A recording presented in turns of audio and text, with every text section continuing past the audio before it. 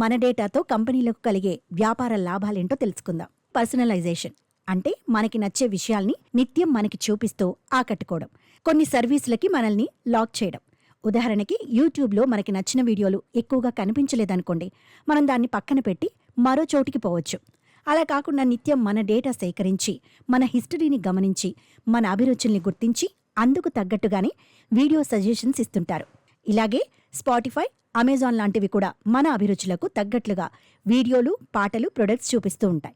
దాంతో మనం ఆ యాప్లను వదలకుండా ఎక్కువసేపు వాడుతూ వాళ్ళకే లాభాలు తెచ్చిపెడుతుంటాం. అంటే ఇక్కడ వాళ్ళ అవసరం కోసం మన పర్సనల్ ఇష్టాల్ని తెలుసుకొని తమ ఎదుగుదల కోసం మన వివరాల్ని వాళ్ల గుప్పిట్లో పెట్టుకుంటారన్నమాట. దీన్ని గుర్తించాలి.